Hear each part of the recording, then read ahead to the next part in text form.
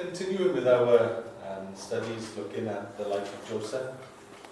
And as you well know, Joseph is a type of Christ, and we see lovely parallels in his life and lovely characteristics in him that we find fully fulfilled in Christ himself.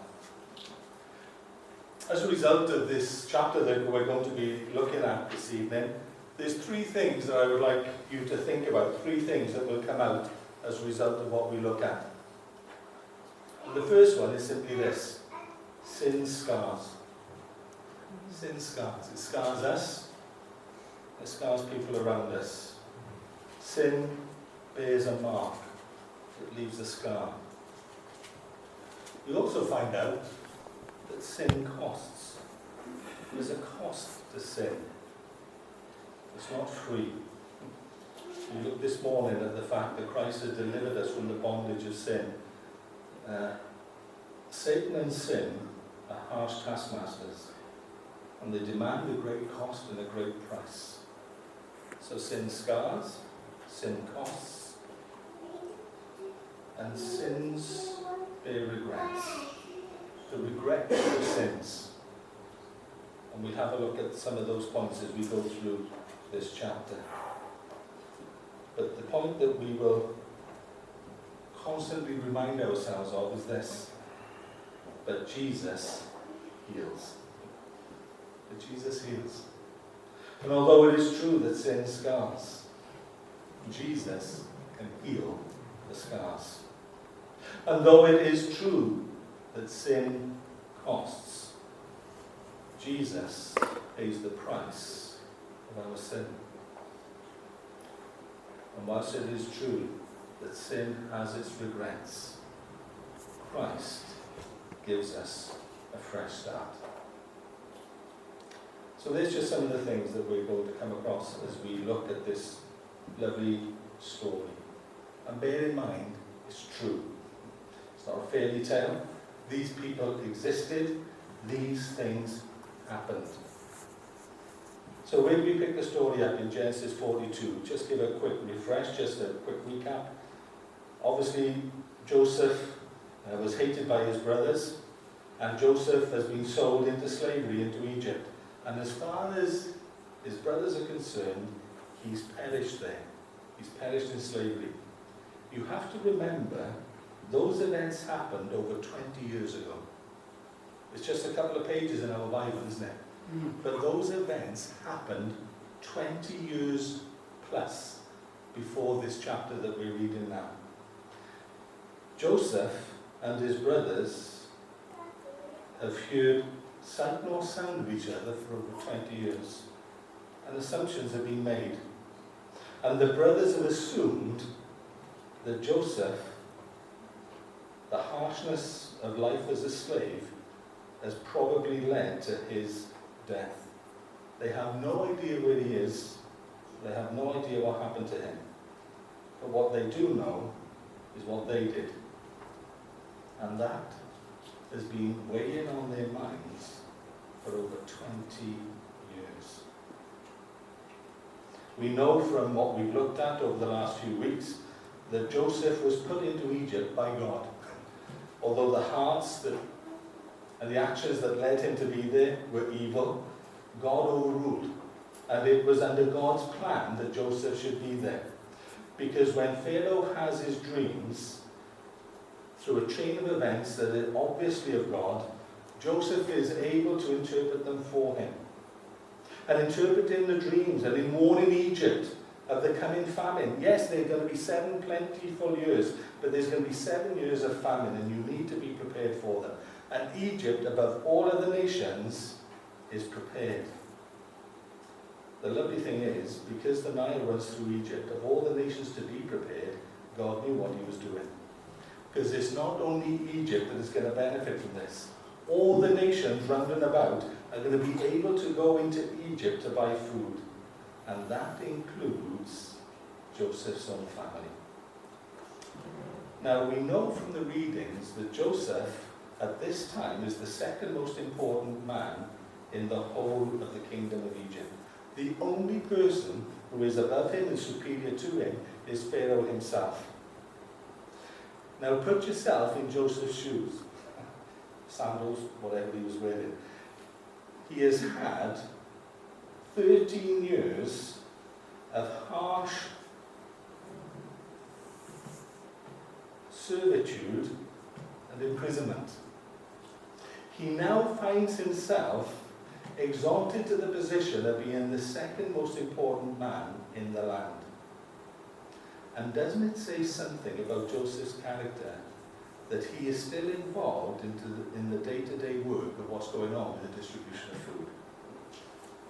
Yes, of course he's had help, but he has not delegated everything and become lazy. He is involved. He is at work. And it's very important that we see where he places himself.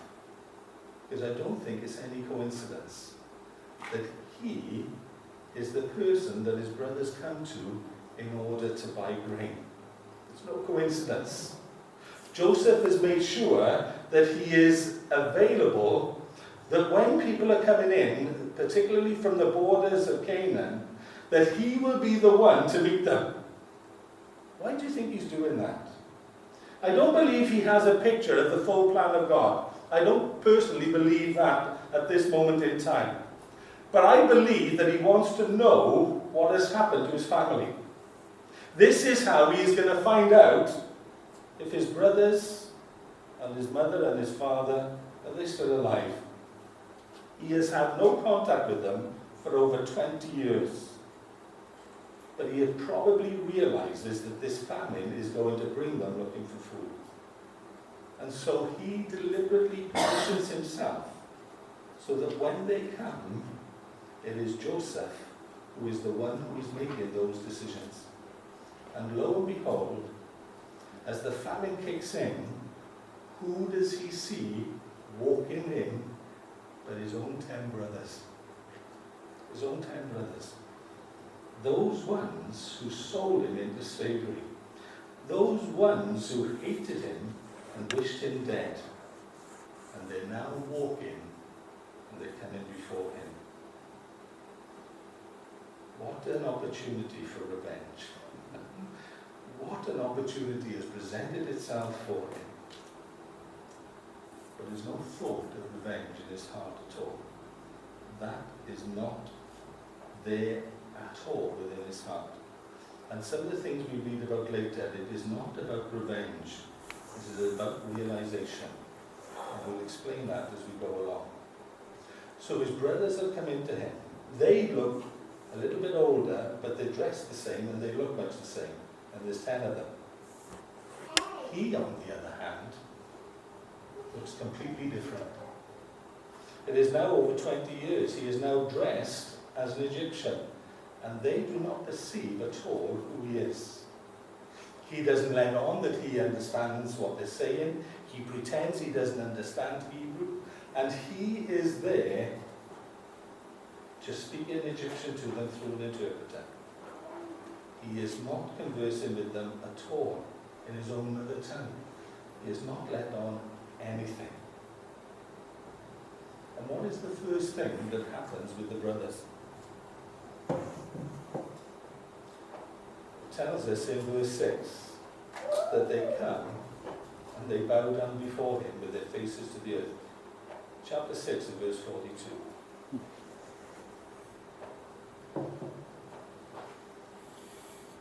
The exact fulfillment of what God had given to Joseph as a dream to share with his brothers unfolds before his very eyes. He told them that there would be a day when they would come and they would bow down before him, and it confused him no end, and he had no idea about what it was that God was showing him. But how lovely it is that in days to come they can all look back to this and they can see that it is an exact fulfillment of everything that God had said would happen. And that's not just important for Joseph, it's more important for his brothers. It's more important for them that they understand that God saw exactly what would happen ever before it did. Because part of sin's regrets being dealt with is the realization that God knows us for who we are, and he still loves us. He loves us in spite of who we are. Not because we're nice people. He loves us because he's our Father God. He loves us because he created us. And yes, he doesn't want us to hurt ourselves or to hurt others. But that doesn't change his love for us. And as Joseph and his brothers would look back at those dreams and this fulfillment of them, they would understand that God saw it all. And Joseph himself later gives testimony to the very fact. God was in it. You didn't mean it for my good, but God overruled. And God was in it. It's very important that we remind ourselves, he does not budge off his throne. God is always reigning. And God's purposes and God's plans cannot be thwarted because he sees the end from the beginning. He sees everything. How can you outwit God? You can't. Whatever you're going to do, he knows. He weaves everything into his plans and his purposes. And even Joseph's sale into slavery, through hatred, through meanness, God has woven that into his plan as well. And these brothers come and they fall down and they bow before him. And the Bible tells us this in verse 9, that Joseph remembered the dreams. When Joseph saw that, it was then that the dreams came back to him. It was then that he remembered all that God had told him would happen.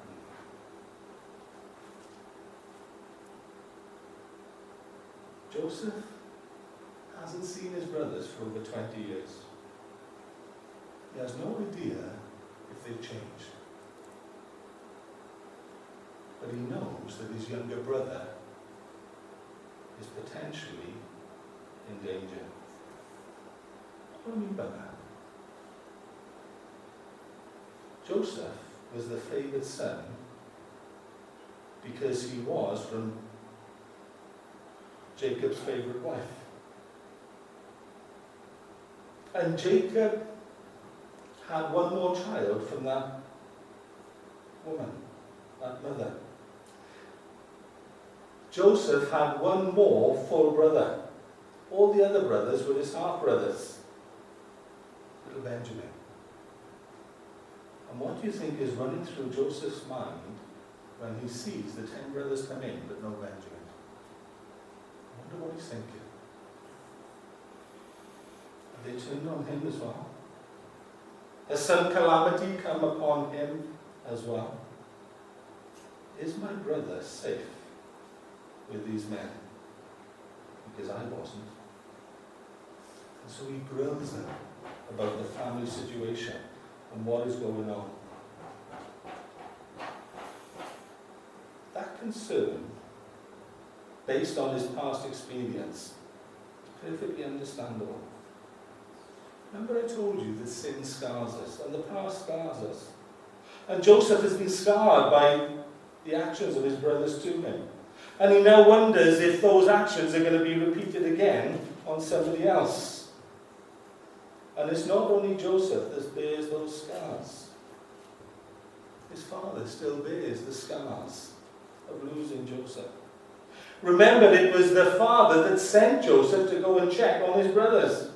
And the story that has been given to the father, the story falsely that the father has believed for over 20 years, is that some calamity befell Joseph and Joseph was killed because all that came back from that trip was a blood-stained coat. And for over 20 years, Jacob has carried the guilt that he sent his son to his death, because that is what he believes happened. And for 20 years, Joseph's brothers have allowed that pain to be carried, because they know the truth. They've never told that. And that pain sits so deep. Imagine how Jacob feels. I was the one that sent him. Why did I do it? We can all imagine what he's going through. And it's no coincidence that in verse 4, when we read that Jacob sends his sons down into Egypt. He denies Benjamin to them. Verse 4 tells us Jacob did not send Joseph's brother Benjamin with his brothers. Why? Because he said, lest some calamity befall him. Do you see? He's still scarred by the past. He still carries the pain of losing Joseph. I'm not going to lose Benjamin. Do you see how deep those scars have run? Joseph carries them. His brothers carry them. Jacob carries them. He has wrapped Benjamin up in cotton wool, and he won't let him out of his sight. Once bitten, twice shy. He is so fearful of losing Benjamin. So Joseph interrogates them. I'm sure he was incredibly relieved to hear that the youngest is still with the father. He would have known what that meant. When his brothers told him the youngest is home with dad, his heart would have leaped. He's safe. He's okay. But now Joseph must plan into operation to make sure that Benjamin stays safe. He doesn't know at this time if he can trust the brothers, but he knows that he is able to look after Benjamin. So in verse 15, he tells them, I've accused you of being spies. You told me you've got a younger brother. Unless I see him, unless you bring him here, then I'm going to treat you as spies. He tells them that one of them will be allowed back home and the rest of them are going to spend some time in prison. It's no coincidence that. He spent 3 years at least in prison. They just spent 3 days. But when they look back, they understood what prison meant for Joseph. And they look back, they would have understood the impact of their actions. But after 3 days, Joseph tells them, you're not all going to stay in prison and one go back. One of you will stay in prison and the rest can go back. But the proviso still stands. You will have no more food from us unless you bring your youngest brother to me. Personally, I believe that he's going to make sure that Benjamin is safe. And if he, at this stage, he doesn't know about the brothers, but if the brothers aren't trustworthy enough, he will look after him himself. But he needs a plan, he needs a ploy, he needs a way of getting Benjamin to his care. And this is the plan that he comes up with. He is doing it for Benjamin's sake. Just as Christ does everything for our sake. I don't know how you think of Christ, but one of the loveliest ways to think about him is your big brother. He's your big brother. We're children of God. He's our big brother. He's looking out for us.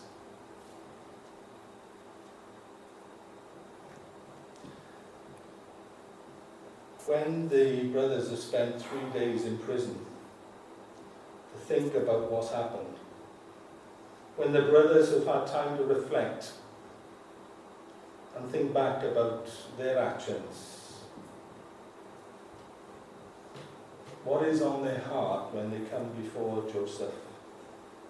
Still not knowing that it's their brother that they're before. Still thinking that they're just standing before an Egyptian ruler.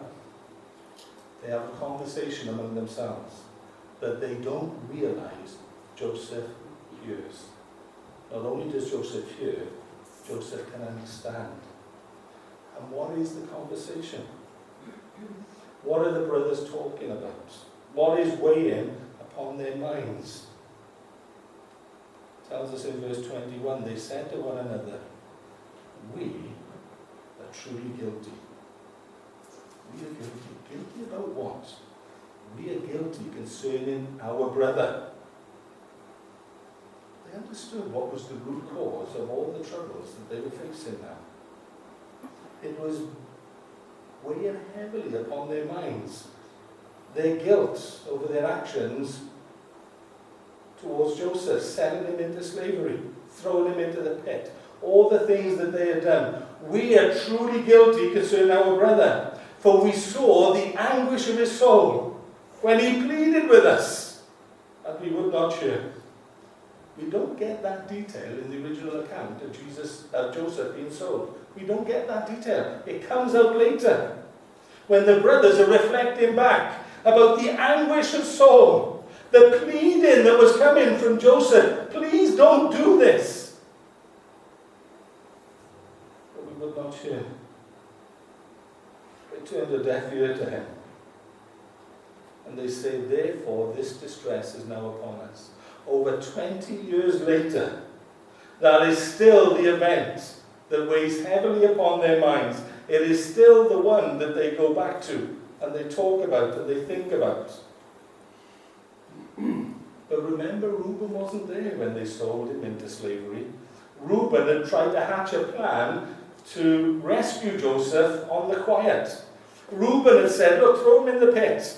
And he intended to go back when they weren't looking. Reuben, as the eldest, bared some responsibility for the boy. But when he came back to the pit, he found it empty because they had sold Joseph as a slave. So Reuben wasn't as guilty as them, in one sense. He wasn't compliant in their desire to sell Joseph. And when the brothers are there before Joseph now, not realizing that it's Joseph, with all the regrets of their actions, look at what Reuben says to them in verse 22. Reuben answers them saying, did I not speak to you? It's not that you didn't have an alternative, is it? Did I not speak to you, saying, do not sin against the boy? You would not listen. So they wouldn't listen to Joseph, and they wouldn't listen to Reuben. They were determined on their plan. I told you not to touch him. As soon as my back was turned, you sold him into slavery. You wouldn't listen, would you? But he also bears guilt. He also wishes that I'd stood up at the time. Why did I try and do it with a clever plan? Why didn't I just tell them, look, I'm taking him home to Dad?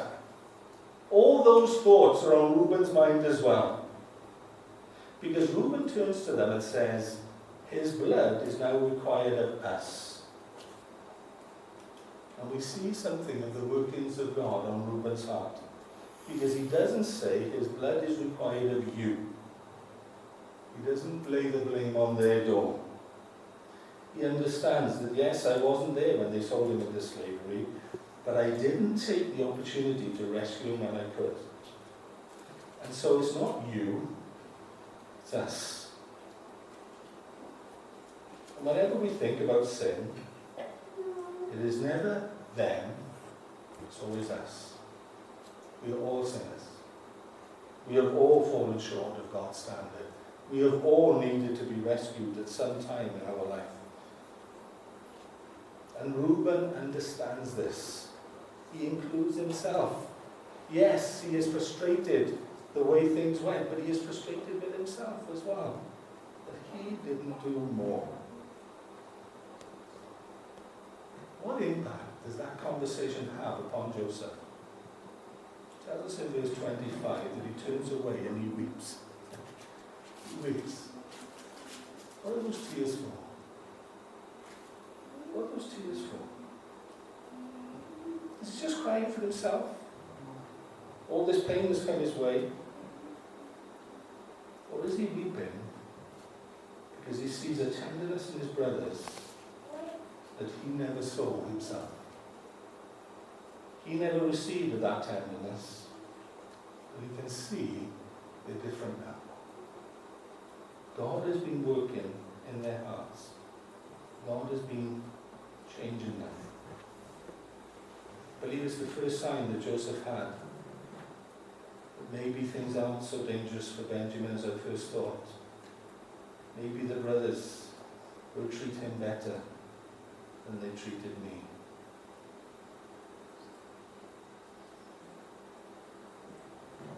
When their brothers go back home to Dad, all their money is put in their sacks again.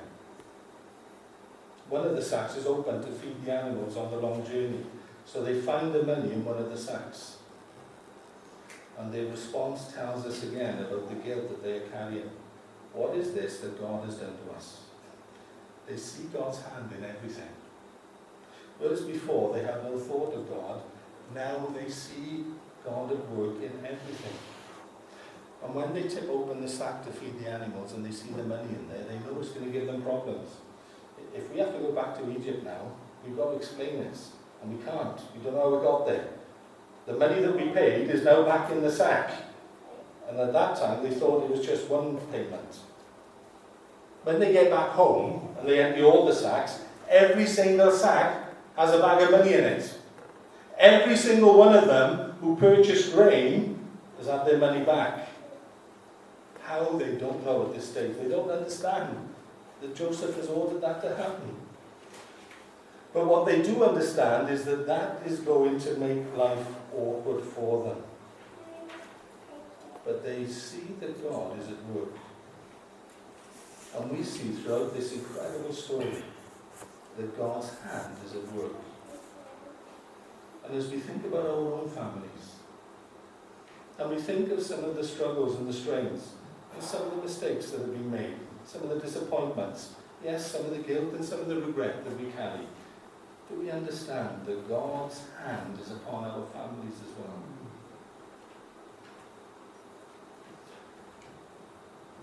They now have to tell Jacob, we have this food, it will last for so long, but when it runs out, we have to take Benjamin with us next time. And Dad said, no, you're not. No, you're not. I don't care what it is, you're not taking Benjamin. See how deep this runs. His desire to protect his young boy. Verse 36 tells us what Jacob thinks about it all. You have bereaved me. Joseph is no more. Simeon is no more.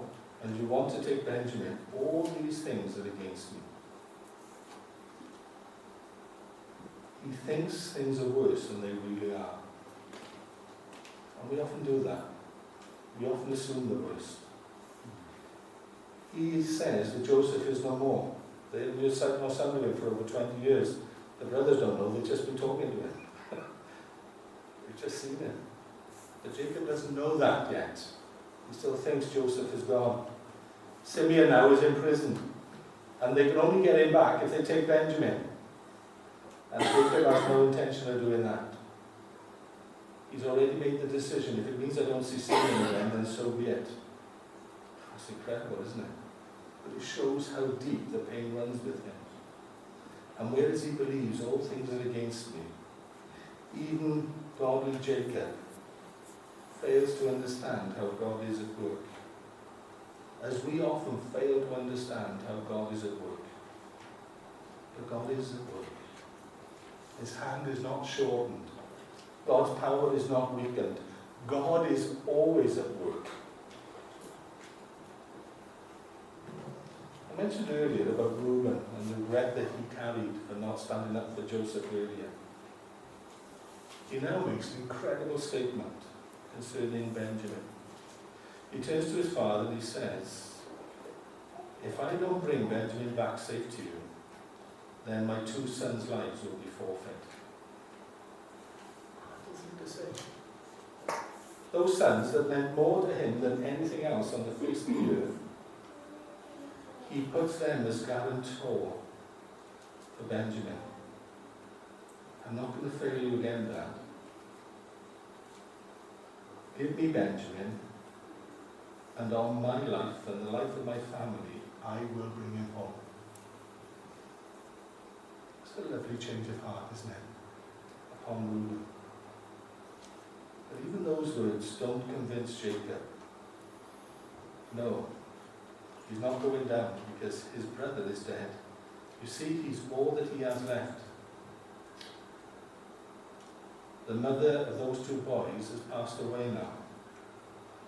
All that he has left of that little family is Benjamin, and he's not going to lightly let go. But we'll see how God continues to work in incredible ways for this family when we look next week to see the return of the brothers, to find out what has happened to little Benjamin. So just in recapping, yes, sin does scar. It does cut deep. Sin does cost. There are regrets to actions and to deeds and to words. But Jesus heals. And this whole story of Joseph and his brothers is all about restoration. It's not about the triumph of sin. It is about the triumph of grace. It is not about our lives being scarred. It is about our lives being healed. It is about an acknowledgement that there is one who cares for you. A big brother who loves you more than anybody upon the face of this earth. His name is Jesus. And he loves us more than we will ever know. And he has paid the price. And he can take away the regrets of sin. He can take away the pain of sin. He can take away the scars of sin. Because he has lived the perfect life that we all fail to live. And he surrendered it upon a cross. Because he loves you. Because he loves me. Because he wants to share eternity with us. He wants us to know the joy of knowing God as our Father and being in a living relationship with him. I love the story of Joseph. It's an incredible story. But it's not just Joseph. It's the brothers as well. It's Jacob. It's what God is doing for all of them. And we rejoiced with Peter the other day at the news about Brianna giving her life to Christ. But it gives us all hope, doesn't it? That God's hand is upon our families. That God cares. And the prayers are answered. Amen.